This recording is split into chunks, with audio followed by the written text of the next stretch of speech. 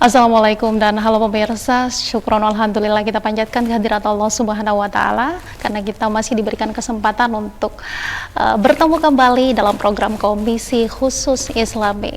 Dan tentunya tak lupa kita kirimkan salawat serta salam atas junjungan Nabi Allah Muhammad Sallallahu Alaihi Wasallam. Baik, untuk program Komisi Khusus Islami kali ini kita mengangkat tema yang cukup menarik pemirsa, yaitu bukan sekedar sah, mengenal syarat dan kesiapan keluarga Islami. Nah, ini penting sekali untuk kita kupas lebih lanjut.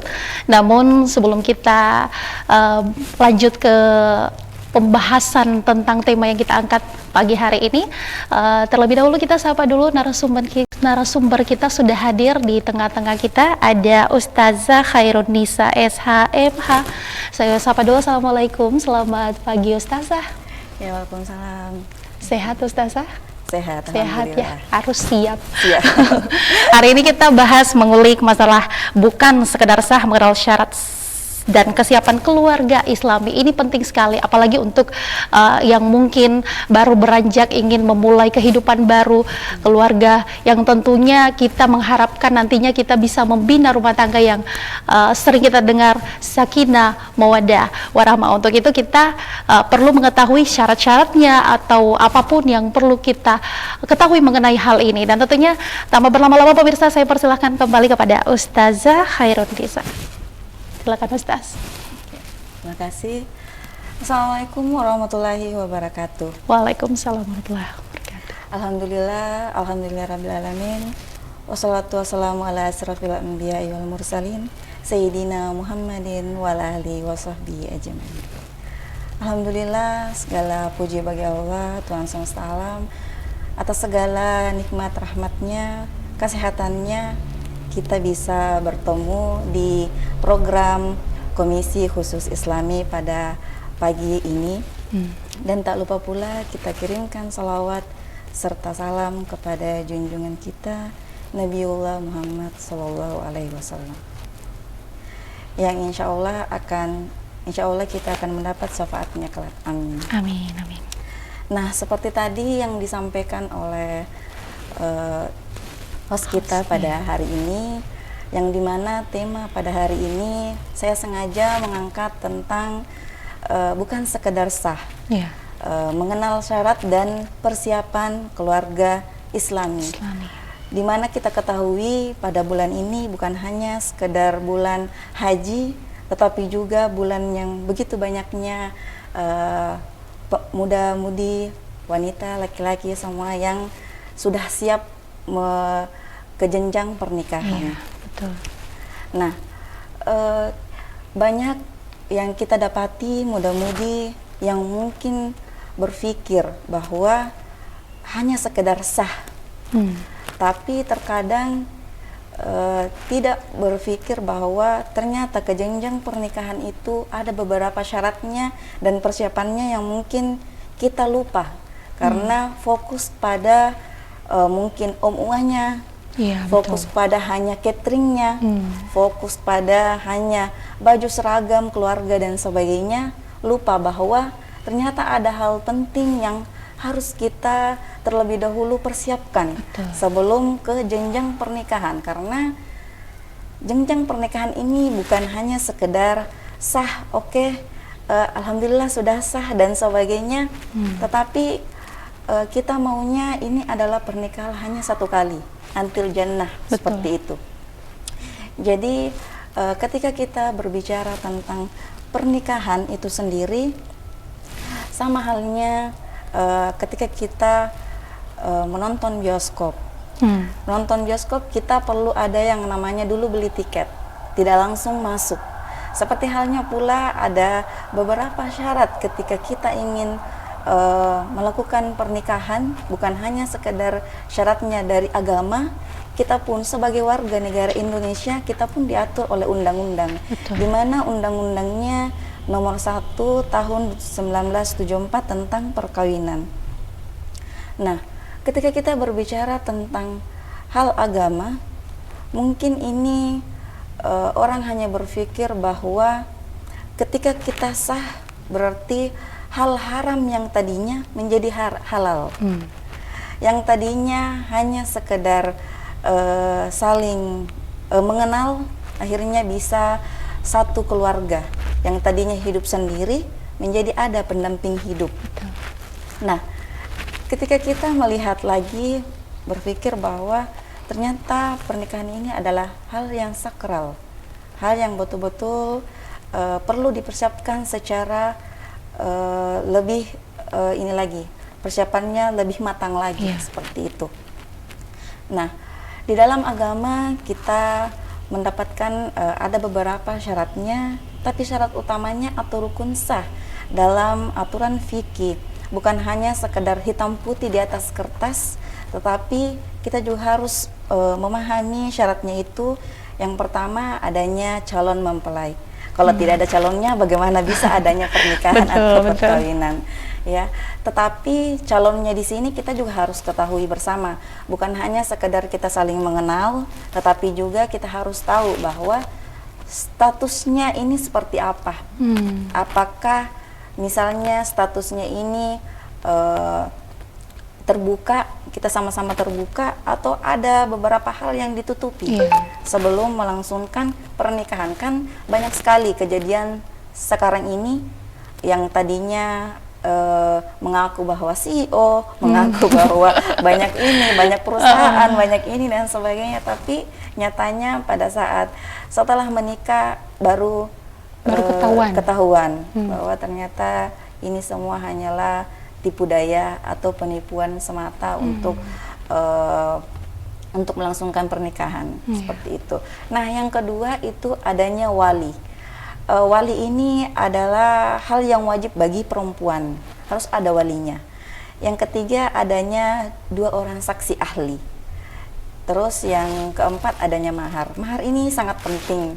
Menurut saya sangat penting, apalagi kita berada di area atau suku Bugis, betul. Yang dimana betul-betul kita sangat menjunjung tinggi yang namanya siri napasce.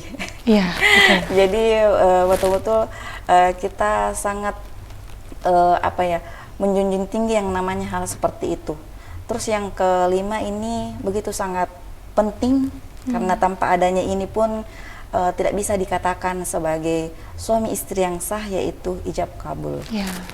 Dimana ijab kabul ini ketika kita sudah berada di meja akad yang begitu sangat sakral, di mana kita sudah dikelilingi oleh keluarga besar, keluarga mempelai perempuan, keluarga mempelai laki-laki menjadi saksi, melihat anak laki-lakinya melepas anak laki-lakinya, anak perempuannya yang ketika setelah sah, anak perempuannya sudah beralih menjadi tanggung jawab oleh sang suami.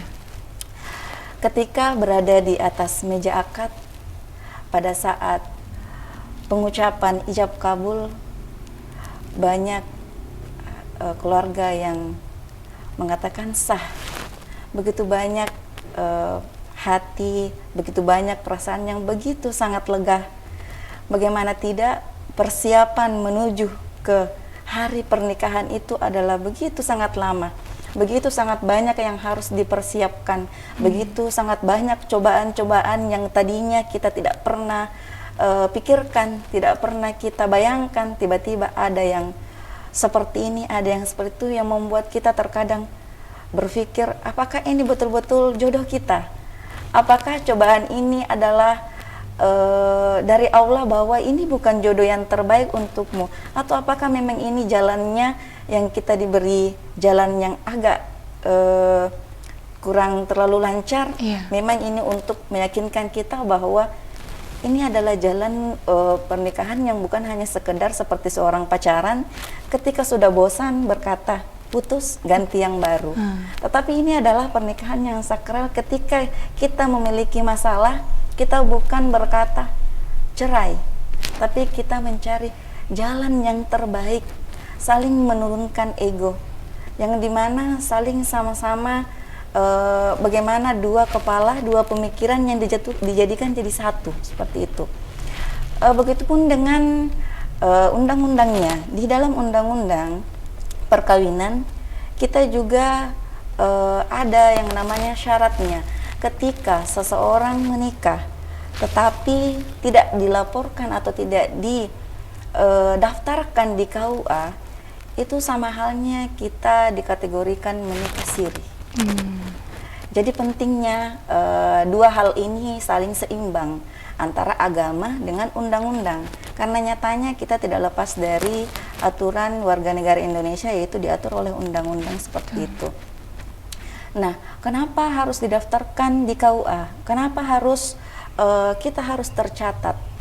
Dalam contoh kecilnya, ketika ada pernikahan yang tidak tercatat, ini akan sangat merugikan kebanyakan pada wanita, atau bahkan nanti di keturunan kita, anak-anak kita. Kenapa saya bilang seperti itu?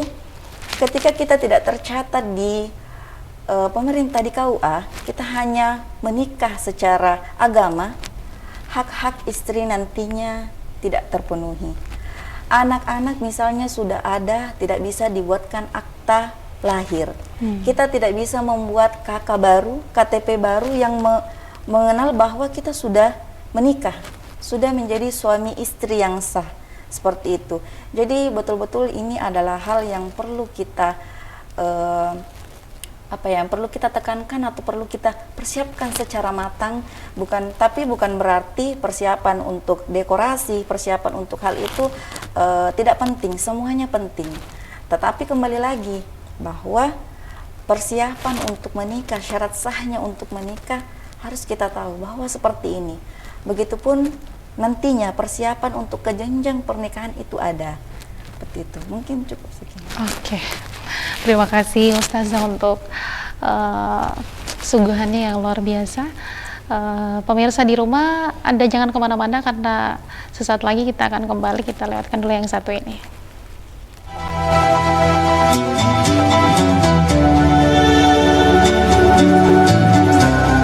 Bismillahirrahmanirrahim. Assalamualaikum warahmatullahi wabarakatuh.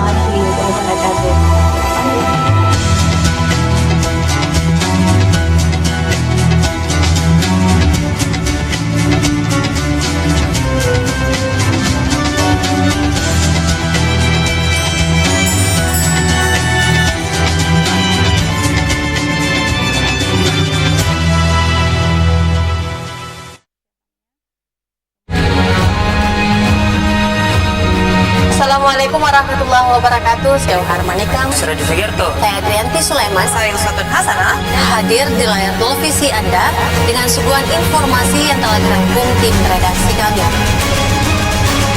Kita mulai news update selengkap.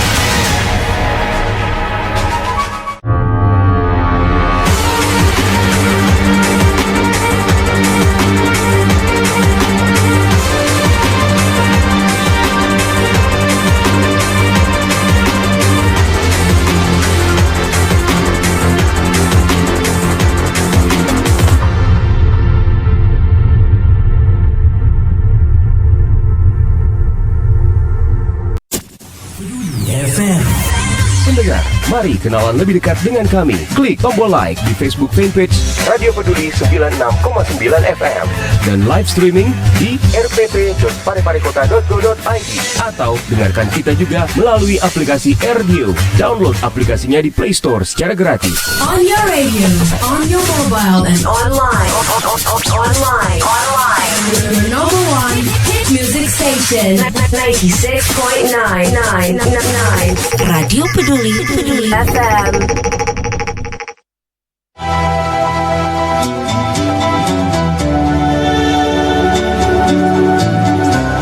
Bismillahirrahmanirrahim. Assalamualaikum warahmatullahi wabarakatuh.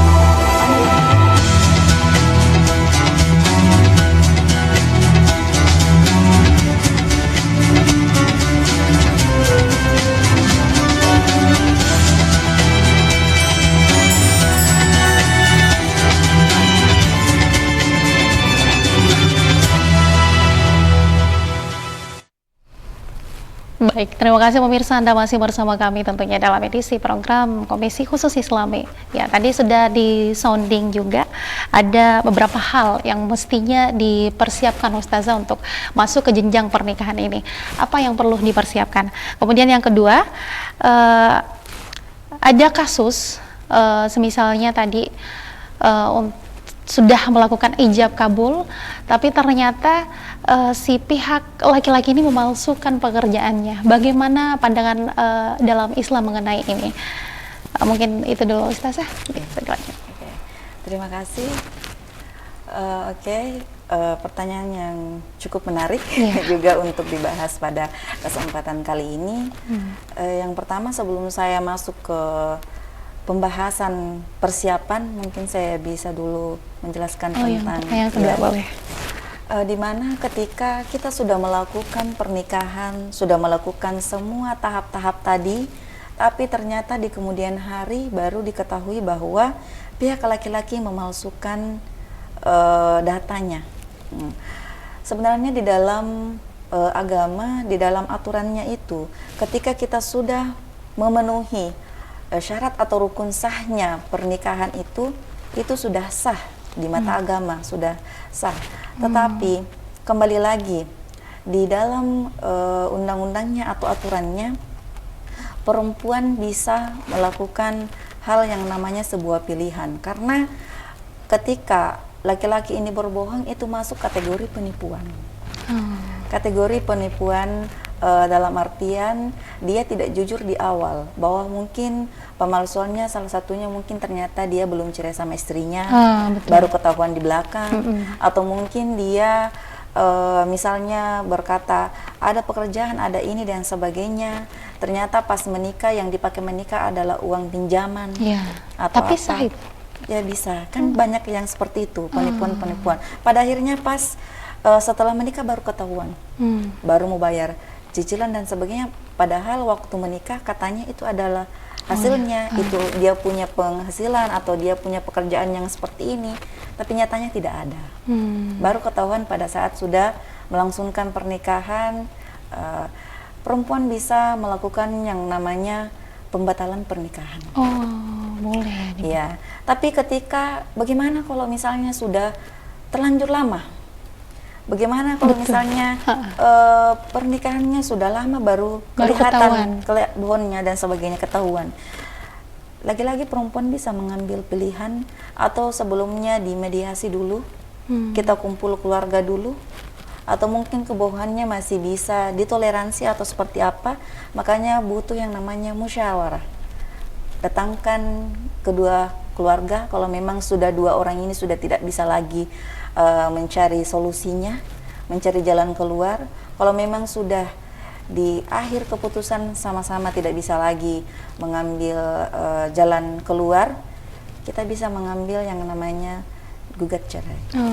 Ya, seperti itu. Jadi lagi-lagi pernikahan atau aturan-aturan, memang kita ada aturan, tapi jangan terlalu kaku, tapi jangan juga terlalu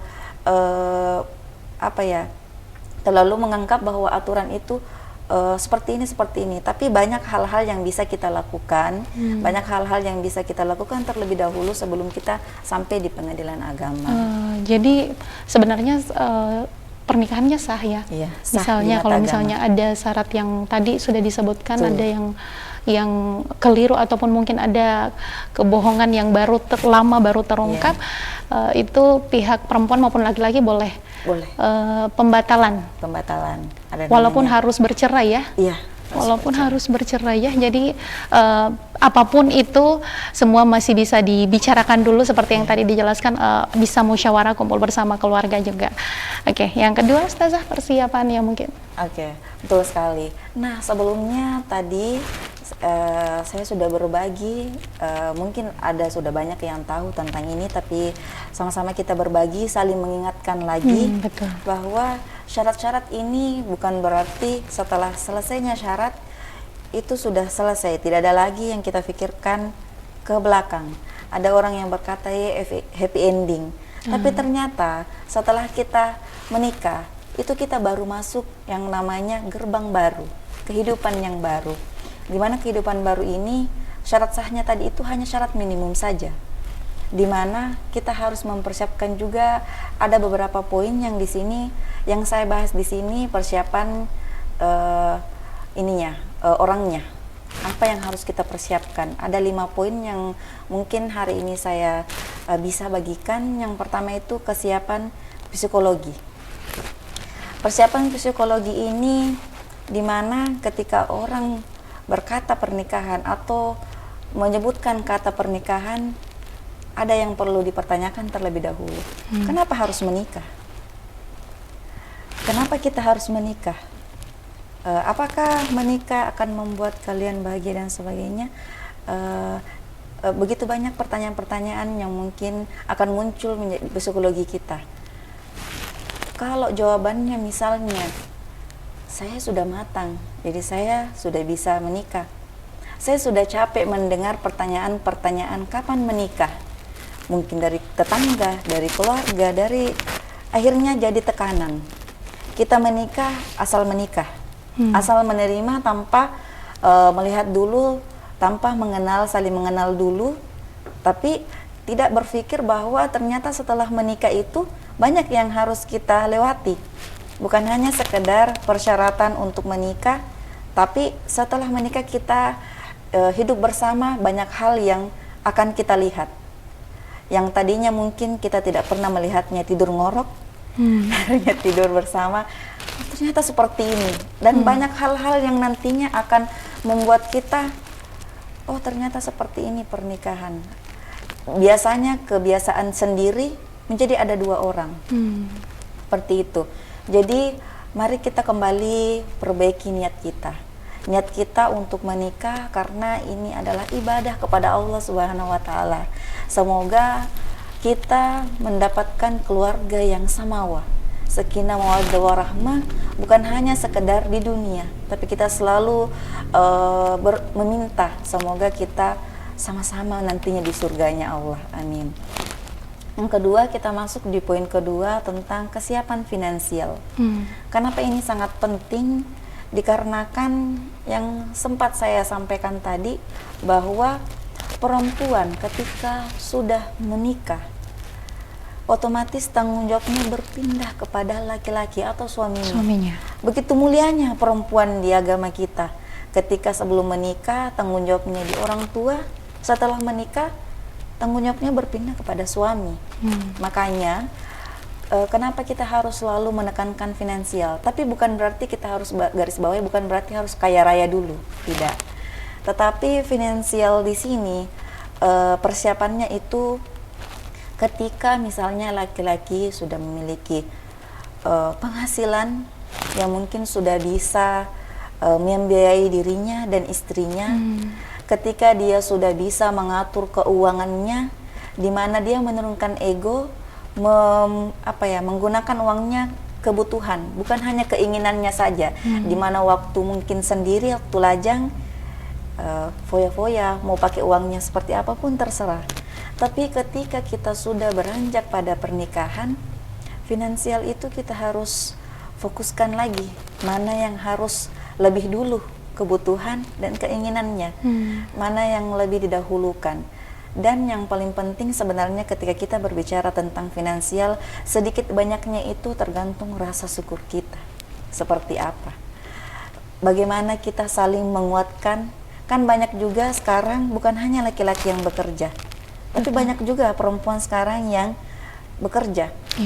Tetapi kita harus ingat lagi, di dalam agama kita, ketika kita sudah menjadi suami dan istri, di mana suaminya harus tahu bagaimana bahwa hak dan kewajibannya itu sebagai seorang pemimpin, dan perempuannya adalah istri yang harus mentaati apa-apa yang dikatakan suaminya di saat hal-hal itu hal baik, seperti itu. Terus ketika berbicara finansial, kembali lagi, sedikit banyaknya insya Allah berkah ketika kita bersyukur, insya Allah pasti cukup. Itu karena di firman Allah di Quran surah At-Talaq ayat 7 itu Allah akan memberikan keleluasan bagi mereka yang dimana sesuai dengan kemampuannya. Jadi jangan sampai kita berkata, mapan dulu, kaya dulu baru bisa menikah. Saya tidak mau sama seperti itu karena dia tidak kaya dan sebagainya. Padahal kan setelah menikah ada rezeki menikah tersendiri. Ya, seperti itu. Terus yang ketiga, poin ketiga adalah kesiapan mental dan emosional. Ini sangat-sangat penting. Kenapa? Ketika mental kita belum bisa dalam artian mengatur, ketika kita emosi, ketika kita punya masalah, kita hanya ingin menang sendiri, emosi sendiri, ego sendiri, tidak mengingat bahwa ketika kita sudah menikah, harus saling sama-sama menurunkan ego, harus saling sama-sama mencari jalan keluar, bukan malah pergi dan menghilang. Bahkan ada beberapa orang yang sudah menikah berkata, bagusnya ketika ada masalah jangan sampai pagi. Mari kita selesaikan sebelum tidur atau ini. Jangan sampai masalah itu semakin membesar. Yang awalnya mungkin terlihat kecil, tetapi karena ego atau pemikiran kita yang berbeda, yang awalnya mungkin waktu masih sendiri kita menyelesaikan masalah sendiri, setelah menikah kita ada dua orang yang harus sama-sama saling pendapatnya saling menyesuaikan, saling meminta pendapat, tidak ego masing-masing, seperti itu. Nah, yang keempat penting juga adalah sosial dan keluarga. Kenapa ketika kita menikah bukan hanya tentang dengan suami, tetapi keluarga. Betul. Keluarga perempuan maupun keluarga laki-laki, di mana pihak perempuan maupun pihak laki-laki kita harus pintar-pintar bersosial, pintar-pintar beradaptasi. Perempuan sudah memiliki mertua, sudah memiliki ipar, begitupun dengan laki-laki. Walaupun mungkin kita ketahui bahwa laki-laki ketika sudah menikah tetap tanggungannya orang tua atau ibunya. Jadi bagaimana kita menjadi seorang istri, tidak ego bahwa hanya kita yang ingin diperhatikan, tapi tetap juga melihat keluarganya. Begitupun dengan laki-laki, tetap juga menghargai keluarga perempuan, karena sebelum menikah perempuan ini adalah anak kesayangan kedua orang tuanya. Anak kesayangan yang mereka lepas selama ini ia besarkan dengan penuh kasih sayang. Mereka berikan tanggung jawabnya kepada suaminya karena mereka berpikir bahwa bersamanya insya Allah anakku juga akan tetap bahagia. Jadi begitu pentingnya juga kita melihat dari sisi sosial dan keluarganya. Yang terakhir ini adalah fisik dan medis. Nah, ketika kita berbicara fisik, mungkin beberapa orang yang sebelum menikah itu berpacaran atau apa mungkin sudah saling mengenal. Tetapi bagaimana dengan beberapa orang yang memilih sebelum menikah itu ada kategorinya ta'aruf. Mereka memilih ta'aruf dalam artian begitu sangat menjaga diri agar tidak terkena zina, agar tidak melakukan hal-hal yang mungkin Allah tidak sukai, seperti itu. Misalnya fisik sebelum menikah, sekarang apalagi ya, dulu mungkin orang dulu ketika menikah mereka bertemu pada saat akad, tetapi sekarang banyak sekali modern. Sekarang ada yang namanya mapetuada, sudah saling bertemu, atau mungkin sebelum mapetuada sebelumnya ada lagi yang namanya kalau di Bugis kita mamanu-manu. Betul. Jadi sebelumnya kita dipertemukan dulu bahwa seperti inilah calonmu, seperti inilah calon laki-laki dan calon perempuanmu. Bagaimana? Apakah setuju dan tidak? Karena tetap saja namanya mungkin ada perjodohan, tetap saja kita harus secara idealnya harus mempertanyakan dulu yang mau menikah. Karena yang ingin menjalani yang setelah menikah itu kan dua orang ini. Betul. Walaupun mungkin orang tuanya ini anak bagus, ini anak apa, tapi belum tentu cocok dengan kita. Karena kita yang mau menjalani. Sama halnya seperti ini. Ketika kita makan di sebuah restoran, banyak yang menjual tentang nasi goreng dan sebagainya. Tapi apakah kalian yakin bahwa setiap orang berkata ini recommended, ini bagus, ini pokoknya pelayanannya bagus dan sebagainya, tetapi hambar. Dalam artian mungkin terlihat fisiknya bagus, tapi ketika kita berbicara bersama, ketika kita berbincang dan sebagainya, tidak nyambung.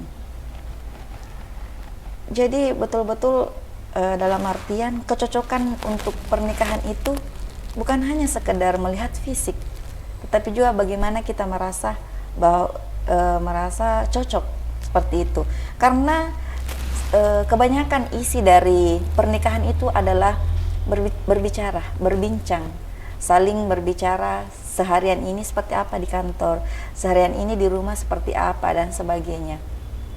Nah, ketika berbicara tentang medis, sebenarnya ini tidak terlalu seperti apa, karena ini adalah program Kemenak. Sebelum kita menikah, daftar ke KUA, itu ada yang namanya pemeriksaan kesehatan. Kenapa harus ada lagi pemeriksaan kesehatan? Karena ini sangat penting, jangan sampai insya Allah semuanya sehat-sehat ya. Jangan sampai kita dijauhkan, jangan sampai kita setelah menikah baru kelihatan bahwa ternyata dia punya penyakit menular. Jangan sampai baru setelah menikah kita tahu bahwa ternyata ada hal-hal yang sebenarnya tidak kita inginkan. Jadi sebelum menikah kita sudah tahu bahwa seperti ini ke depannya. Kalau memang masih mau lanjut, alhamdulillah. Tapi sebelum lanjut dan memang pihak laki-laki atau perempuannya membatalkan sebelum ini, lebih baik lagi. Karena lebih baik kita membatalkan sebelumnya daripada kita memaksakan melanjutkan pernikahan tapi ujung-ujungnya cerai. Seperti itu. Jadi kita sangat ini ya, meminta bahwa semoga pernikahannya insya Allah berberkah until jannah, seperti itu. Mungkin gitu seperti itu. Oke, baik, terima kasih Ustazah. Satu lagi mungkin tips ataupun hal-hal yang mungkin bisa dilakukan oleh pemirsa di rumah sehingga terbangun keluarga yang sakinah mawaddah warahmah. Apa yang paling penting yang harus ditumbuhkan dalam keluarga ini? Ya, terima kasih ya, betul sekali. Karena nyatanya setiap pernikahan pasti kita selalu mengatakan semoga sakinah mawaddah warahmah. Itu yang harus selalu kita inginkan ya. Walaupun mungkin ketika melakukan pernikahan kita selalu merasa bahwa selalu melihat pernikahan orang bahagia, tapi jangan lupa di dalam kita masuk di gerbang baru itu bisa jadi ada beberapa gonjang-ganjing. Nah, seperti itu. Seperti halnya yang saya bilang tadi bahwa begitu pentingnya persiapan. Bagaimana kita mendapatkan keluarga yang sakinah warahmah? Yang pertama itu tadi jaga mental dan emosionalnya. Karena kebanyakan memang di luar sana kalau sudah tidak saling satu pemikiran, itu kadang sudah langsung menjadi ini apa namanya masalah besar seperti itu. Padahal kita bisa dalam artian cari jalan pintasnya atau cari jalan keluarnya supaya sama-sama enak, sama-sama saling perempuannya juga menerima, begitupun laki-lakinya, suami istrinya, seperti itu. Terus yang kedua tentang keterbukaan, entah itu tentang ekonominya, entah itu tentang masalahnya. Karena begini, setelah menikah orang yang kita temani cerita, temani curhat dan sebagainya, lebih baiknya adalah suami kita, istri kita, seperti itu. Mereka yang tahu kita, bangun tidurnya kita, apanya semua kita.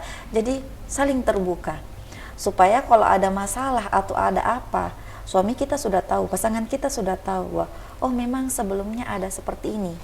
Jadi setelah ada masalah di belakang atau ada di depan atau ada sesuatu yang tidak ini, suami atau istri tahu bahwa oh ya memang suami saya tuh istri saya seperti itu, dalam artian kita saling tahu, keterbukaan, jujur. Terus kita juga sama-sama selalu belajar, persiapkan diri bahwa ilmu itu sangat penting.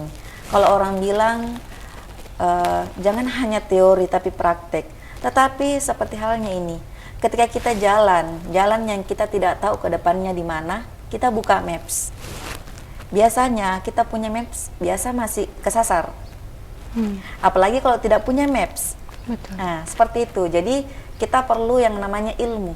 Persiapkan diri kita sebelum ke jenjang pernikahan. Karena kalau misalnya kita sudah tahu ilmunya, terus kita dihadapkan dengan konfliknya, kita bilang, oh ya jalannya seperti ini, jalannya seperti ini, jalan keluarnya seperti ini. Tapi kalau kita tidak tahu ilmunya, kita bisa-bisa saling menyalahkan. Oh iya saya tahu dan sebagainya ini dan sebagainya. Jadi itu lagi kita sama-sama selalu belajar ke depannya untuk itu lagi menjadi keluarga yang sakinah mawaddah. Seperti itu. Oke, baik. Terima kasih untuk Ustazah untuk suguhannya, dan pemirsa jangan kemana-mana, kita masih akan kembali dengan mungkin ada closing statement dari Ustazah, namun sebelum itu kita lewatkan dulu yang satu ini.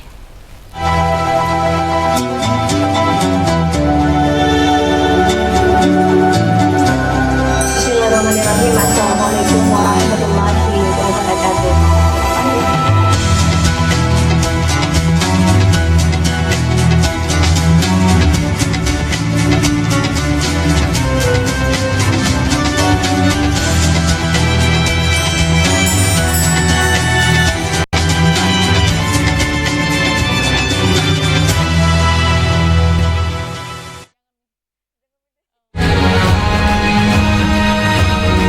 Assalamualaikum warahmatullahi wabarakatuh. Saya Harmanikang, Suradi Sugiarto, saya Trianti Sulaiman, saya Ilsatun Hasanah, hadir di layar televisi Anda dengan suguhan informasi yang telah dirangkum tim redaksi kami.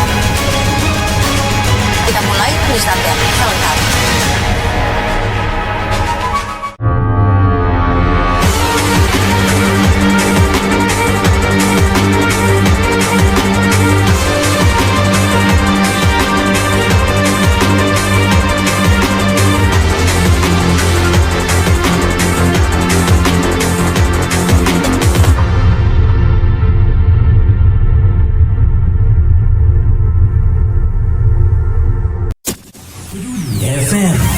Pendengar, mari kenalan lebih dekat dengan kami. Klik tombol like di Facebook fanpage Radio Peduli 96,9 FM dan live streaming di rpp.pareparekota.go.id atau dengarkan kita juga melalui aplikasi RDio. Download aplikasinya di Play Store secara gratis. On your radio, on your mobile, and online. Your number one hit music station, 96.999. Radio Peduli FM.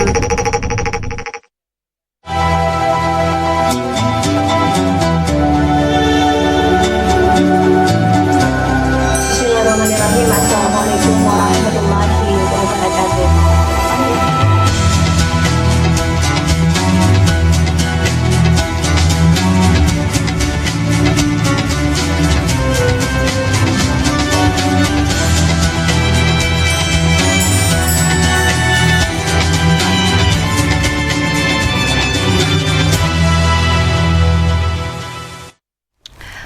Baik, terima kasih pemirsa, Anda masih bersama kami tentunya program Komisi Khusus Islami. Tadi kita sudah banyak membahas mengenai tema hari ini, persiapan, syarat syahnya dan lain sebagainya. Tapi sebelum kita closing, ada hal yang mungkin bisa saya pertanyakan kepada Ustazah mengenai uang pandai ini sendiri ya. Ini fenomenal. Uang pandai ini di suku kita, seperti yang kita katakan tadi, sirina pace. Takutnya terlalu sedikit, keluarga mempelai perempuannya keberatan atau apa. Bagaimana pandangan tak mengenai uang pandai yang semakin hari semakin wow? Pandangan Ustazah bagaimana? Ya, terima kasih. Ya, lagi-lagi ini sangat-sangat booming, sangat-sangat setiap tahunnya pasti menjadi gonjang-ganjing kita, apalagi di era digital sekarang, yang dulunya mungkin kita hanya tahu tetangga kita menikah, yang sekarang artis semua bahkan tidak kita kenal pun kita tahu bahwa ada mahar atau panainya seperti ini. Menurut pandangan saya tentang panai, sebenarnya ini lagi-lagi kembali bahwa panai itu bukan mahar. Kita garis bawahi dulu. Panai itu bukan mahar, tetapi dia adalah uang belanja. Uang belanja untuk pihak perempuan dipakai untuk mempersiapkan yang itu tadi, seperti MUA, dekorasi, sewa gedung dan sebagainya. Betul. Nah, ini terkadang juga tentang panai yang saya lihat di luaran sana, terkadang panainya itu ditentukan sesuai status pendidikan. Betul. Sesuai status suku adatnya. Misalnya dia puang, Andi, itu beda status lagi. Betul. Ketika dia juga haji, itu beda status, beda uang panai lagi dan sebagainya. Pada akhirnya, mohon maaf, ini menurut pandangan saya, sebenarnya uang panai itu dalam artian tidak wajib, tetapi lebih bagusnya ada. Kenapa? Karena di Bugis itu, ketika ada uang panai, berarti itu memperlihatkan bahwa kesungguhan laki-laki, kesungguhannya untuk meminang perempuan yang ia inginkan. Jadi ia akan berusaha seperti itu untuk memenuhi permintaan si perempuan. Karena kan syarat atau rukun sahnya tadi pernikahan itu kan mahar. Nah, kebanyakan kita terlalu memfokuskan panainya, tapi lupa bahwa mahar ini adalah hal yang sangat urgent untuk perempuan. Jadi terkadang uang panainya tinggi, maharnya seperangkat alat sholat. Seperti itu. Jadi itu lagi, banyak lagi hal-hal yang, tapi ya di luar dari itu, terkadang kembali lagi kepada keluarga perempuan dan laki-lakinya. Karena saya juga tidak menutup mata, ada beberapa keluarga atau teman yang memang ketika mau menikah, kita saling mempertemukan dulu. Yang namanya suku Bugis itu memanu-manu. Kita membicarakan bahwa laki-laki ini datang semampu saya seperti ini. Bagaimana pihak perempuan? Pihak perempuan mungkin ada permintaan atau sebagainya. Namanya musyawarah terlebih dahulu sebelum lanjut ke ini. Karena pihak perempuan pun sebenarnya kalau untuk orang tua, dia hanya ingin anaknya bahagia ketika sudah menikah. Betul.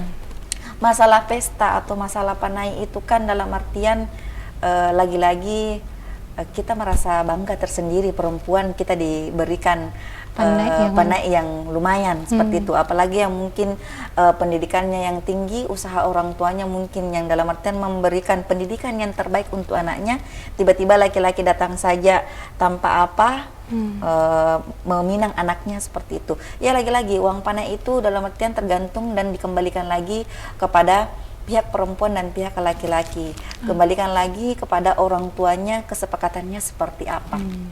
Seperti itu. Oke. Jadi tidak mesti sebenarnya, tapi tergantung kesepakatan dan harusnya lebih baik ada ya. Baiknya ada. Oke, baik. Mungkin ada penyampaian terakhir Ustazah untuk pemirsa di rumah, ada yang mungkin disampaikan khususnya generasi yang mungkin mempersiapkan diri untuk ke jenjang pernikahan. Silakan Ustazah. Setelah beberapa penjelasan berbagi tadi tentang mengenal syarat dan persiapan pernikahan itu sendiri menjadi keluarga yang sakinah mawaddah warahmah, amin. Sebagai syarat sah atau syarat sah pernikahan itu hanya sebatas legalitas di atas kertas, yang dimana ketika kita sah berarti kita sudah memiliki buku nikah dan sebagainya. Tetapi persiapannya adalah garansi bagaimana kita ke depannya menjaga keluarga kita tetap utuh dalam menjalankan atau dalam mempertahankan keluarga kita. Tugas kita sebagai orang tua, tugas kita sebagai pengajar, dan tugas kita sebagai keluarga dekat, mari kita sama-sama memberikan atau mengingatkan kepada anak-anak kita, cucu-cucu kita semua, bahwa sebenarnya hal-hal yang perlu kita lihat, mari kita sama-sama sesuai dengan syariatnya. Terus mari kita mempersiapkannya dengan begitu matang, bukan hanya tentang satu pihak saja, tetapi bukan hanya satu fokus saja, tetapi kita fokuskan untuk semuanya. Sedikit penutup dari saya. Cinta dua insan itu dipertemukan atau disatukan di meja akad. Cakep. Tetapi ketahanan pernikahan itu tergantung dari kesiapan dan emosional seseorang, sehingga kita bisa tetap bergandeng tangan sampai di surganya. Amin, luar biasa Ustazah. Terima kasih closing statementnya yang menyentuh sekali. Baik, pemirsa di rumah, terima kasih Anda sudah bergabung sampai sekarang, dan kita di penghujung acara. Dan namun sebelum itu kami ucapkan terima kasih kepada Ustazah yang sudah menyempatkan hadir memberikan suguhan Islami untuk pemirsa di rumah. Saya Dewi Sartika pamit undur diri. Terima kasih dan sampai jumpa.